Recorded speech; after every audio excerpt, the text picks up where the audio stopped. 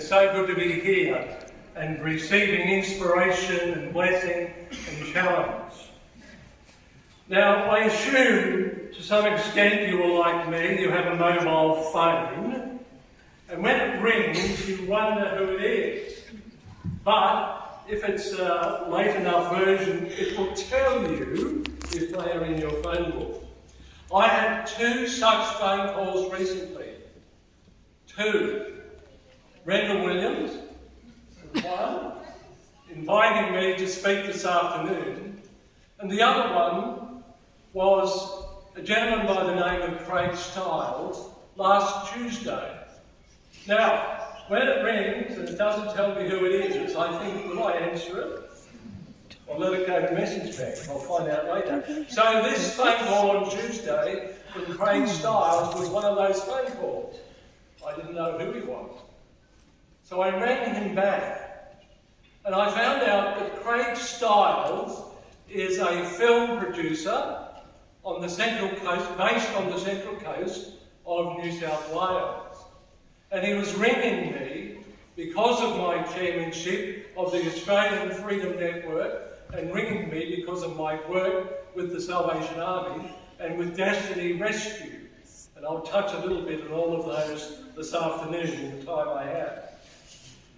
He said this, and I quote, "While filming the World Airline Conference at the Sydney International Convention Centre, where approximately 180 airlines were represented, he was shocked to hear that the biggest challenge to world airlines was the trafficking of women and children on commercial airlines. The trafficking of women and children on commercial airlines around the world." Now, Craig has become a film producer. He's produced a documentary about this, and he has sent me all the details about it, and it will soon be released in theatres across Australia. Craig told me 50 million people are trapped in slavery today. And you can check that out. Google, no matter who it is reporting, will give you that figure of 50 million people trapped in slavery today. The other figure he mentioned to me was 40,000 in Australia. 40,000 in Australia trapped in slavery. Let me break up some of those figures. 11 million in India, 6 million in China, 2 million in Russia, 2 million in Indonesia, 1 million in the USA, 40,000 in Australia. Now, your little brochure, which is given with your program, will tell you something about the Salvation Army's work and the Safe House. And it also gives you some idea of a definition of slavery. Because I can quote all these figures, but what are you thinking about? What does it mean to be a slave? Someone who is owned by someone as property and forced to live and work as dictated by that person against their will. Now, I've already said that Craig is located on the Central Coast of New South Wales, and he said to me that local women from his church who minister in the brothels on the Central Coast have indicated there are numerous girls in brothels on the Central Coast of New South Wales who've been trafficked. Craig, as a result of his film production work, now runs an organisation called Get Free. In all my research in preparation for this afternoon, it may surprise you to learn that slavery today is more prevalent than any other time in modern history. 75 to 80% of slaves are trafficked and enslaved for sex. And $99 billion is generated by sex trafficking in the world each year. You may well ask yourself the question, how can that be? How can that be? That's a good question. Now, mention has already been made of my chairmanship of the Australian Freedom Network, and I mentioned I sit on the board of the Sunshine Coast charity Destiny Rescue. And I was asked by the founder of Destiny Rescue to sit on the board in my retirement. They are involved in 12 countries around the world, rescuing young girls from human trafficking, and we are always expanding to new countries. For those of you that are Salvationists and have a Salvationist heritage, you may be interested to know that our CEO is Paul Murgard, originally from the Murgard-Toft family from Bundaberg. He wasn't the CEO when I joined the board, but he is now, and he's doing a great job. I receive regular reports of young women being rescued, reports that move me, inspire me, and challenge me. Last year, Destiny Rescue, we are a smaller organisation, but we rescued 12,000 girls from human trafficking in the 12 countries we work in. Now, as far as the Australian Freedom Network is concerned, the Global Freedom Network was launched by Pope Francis on the 2nd of December 2014. It was an initiative of Andrew Forrest, our Australian mining magnate. And then, on the 2nd of December, at Parliament House in Canberra, the Australian Freedom Network was launched, and I became the chairman. The Australian Freedom Network is a network of faith leaders from across Australia who work to challenge slavery in Australia. We signed in the Federal Parliament on that occasion a declaration against modern slavery. The purpose of our network is to raise awareness of slavery in Australia among the churches.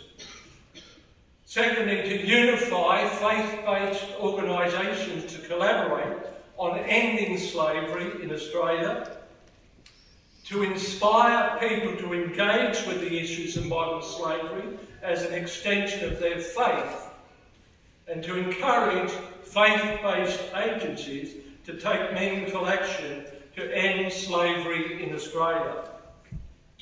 And one of the significant achievements of the Australian Freedom Network was to see the introduction of the Modern Slavery Act 2018, supporting what has already been referred to this afternoon as the Slavery Abolition Act of 1833. I had so many meetings at Parliament House in Canberra with representatives of all parties, all together, wanting to see the legislation passed, and it was passed in 2018. And of course, Andrew Forrest and myself were very involved in that. But you may not know this. On the 25th of May this year, a review of the 2018 Act was tabled in Parliament, making 31 recommendations to strengthen the Act to ensure that we tackle the scourge of modern slavery both at home and abroad. Now, briefly to the Salvation Army. I was Chief Secretary of the Salvation Army in Papua New Guinea, and we returned home to be Chief Secretary of what was the Australian Eastern Territory in March 2008. And in June 2008, nothing to do with me, but I was privileged to be there, the Salvation Army launched a safe house for victims of human trafficking in Sydney. It's the first in Australia, and it is still the only safe house for victims of human trafficking in Australia Your leaflet in your brochure tells you quite a bit about it. And there are many great stories of men and women being rescued from human trafficking, going on to faith in Christ, and indeed becoming members of the Salvation Army. And some of you may know the great story of the Philippine lady who was one of the first to come to the safe house in Sydney and connected with the Salvation Army, came to faith and became a soldier of the Salvation Army at Dulwich Hill Temple. That is but one story. I was greatly encouraged recently to read that the Salvation Army Australia has appointed Major Melanie Ann Holland, and I checked this title out with her to make sure I got it right, to this new role. Melanie has been appointed as the Modern Slavery and Anti-Human Trafficking Territorial Contact Person. And I know Melanie Ann Holland, as some of you will, and she's the right person to really get in and inspire, challenge, and urge the Salvation Army on to do even more. Just as I move towards the close of my presentation this afternoon, just let me highlight what the Salvation Army is doing in Australia. I've already mentioned the Safe House. The Salvation Army advocates with decision makers who have the power to implement social policy change. And if you've been around the Salvation Army for a while, you'll know that we have a national secretariat in Canberra. And when I was there just a couple of months ago, I was pleasantly surprised about the team that's now placed in there, advocating with the government for policy change in so many areas. The Salvation Army in Australia is a member of the National Roundtable on Slavery and Human Trafficking. And here, this afternoon, the Salvation Army operates the Australian Freedom Fund, which provides grants for survivors and people at risk of modern slavery. The Salvation Army Australian Freedom Fund. Of course, time doesn't permit me to talk about what the Salvation Army does internationally. I know through my work with Destiny Rescue, and particularly I think of one story out of South America, where the Salvation Army works so closely with Destiny Rescue, as it has in India and in Africa. I want to leave you, as I close this afternoon, with a verse from Jeremiah chapter 22 and verse 13. Woe to him who builds his house by unrighteousness and his rooms by injustice. Pretty strong words. Woe to him who builds his house by unrighteousness and his rooms by injustice. So, what shall we do? What will I do? What will you do? I leave you with this challenge. Pray, give, and act. It's a scourge on our society. I leave you with that challenge.